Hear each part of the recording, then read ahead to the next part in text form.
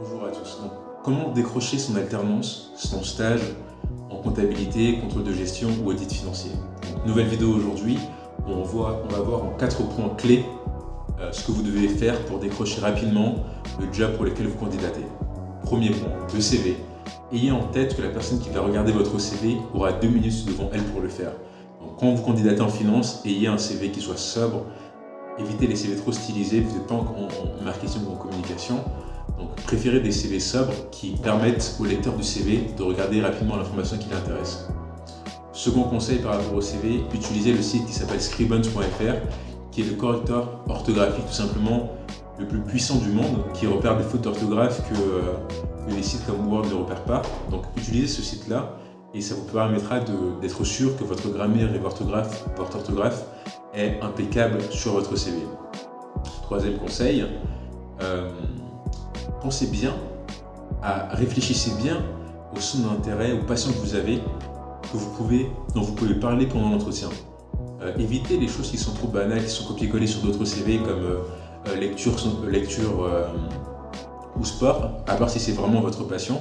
Mais réfléchissez bien à des passions que vous avez, que vous pouvez mettre en avant, dont vous pouvez parler pendant l'entretien, et mettez-le sur votre CV.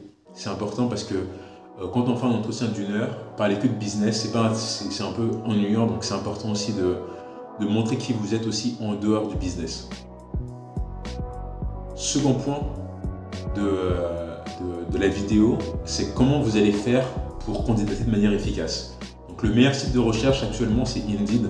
C'est le plus grand site de recherche au niveau mondial. Si vous candidatez sur Indeed, vous savez très bien ce qui se passe quand on candidate. Souvent, on va candidater, on va avoir un petit message qui va nous dire « Félicitations, vous avez candidaté, mais vous êtes 200 derrière à l'avoir fait. » Donc, comment vous allez faire pour être sûr que quand vous candidatez sur Indeed ou sur d'autres sites, les recruteurs aient vraiment votre CV sous la main? Le meilleur moyen pour ça, c'est d'utiliser le formidable outil que vous connaissez tous, LinkedIn, puisqu'avec LinkedIn et les bons filtres, vous allez pouvoir trouver tous les RH qui travaillent dans les entreprises qui vous intéressent. Donc la méthode que je vous conseille de faire, c'est candidater d'abord sur Indeed et ensuite utiliser LinkedIn pour rentrer en contact par mail idéalement avec les RH qui travaillent dans ces entreprises-là. C'est comme ça que vous allez faire pour augmenter votre taux de réponse lorsque vous candidatez. Donc ça y est, avec ces 2 conseils, vous avez réussi à décrocher votre entretien. Maintenant, le plus dur arrive, c'est réussir à convertir l'entretien que vous passez en proposition. Pour ça, il y a 2 conseils que je vous donne. Premier conseil, c'est se préparer de manière efficace sur soi. Il faut que vous soyez implacable sur tout ce qui est renseigné sur votre CV, sur votre parcours académique, sur votre parcours professionnel et sur vos centres d'intérêt, vos passions.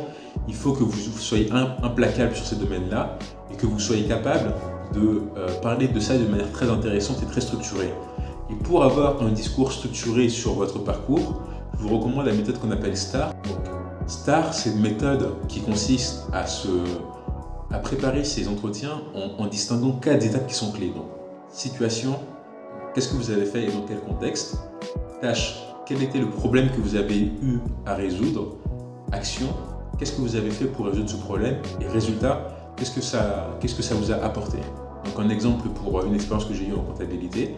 Donc contexte, je faisais un stage de licence 3 dans le cadre de mon IAE dans mon cadre de ma licence à l'IAE Gustave Eiffel.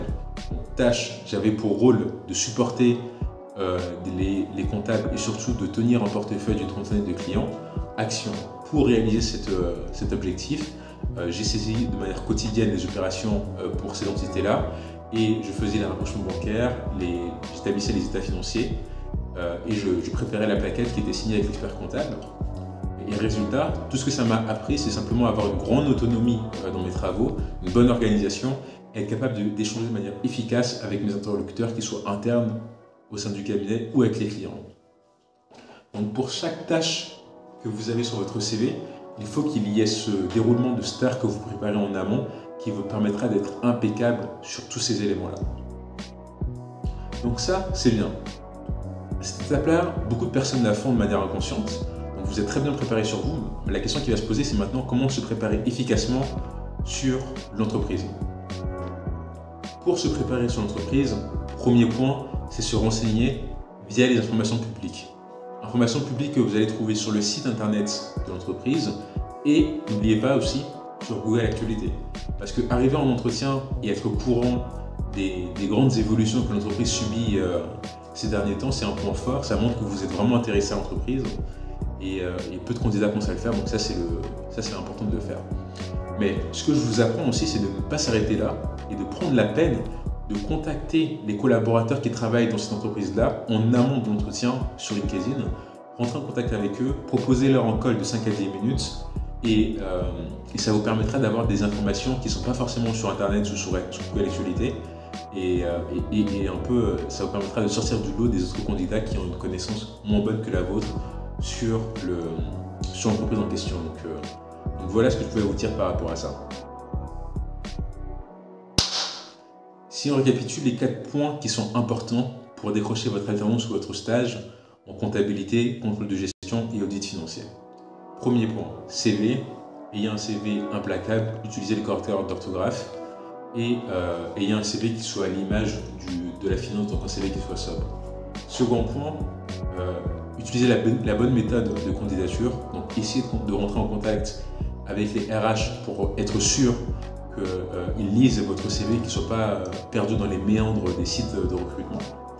Troisième point, préparez-vous bien sur tout votre parcours avec la méthode STAR, situation, tâche, action, résultat. Et quatrième point, avant de passer l'entretien, faites en sorte d'avoir au moins une personne en call via LinkedIn, une personne qui travaille dans l'entreprise qui vous intéresse, afin d'avoir des informations qui sont plus exclusives, qui vont un peu interpeller les RH qui seront en face de vous. Donc avec ces 4 points, c'est un bon début pour augmenter vos chances d'être recruté pour le domaine qui vous intéresse. Il y a beaucoup d'autres vidéos qui vont arriver sur cette chaîne et je vous invite à me suivre sur comptafan.com pour décrocher rapidement le poste que vous méritez. À très vite.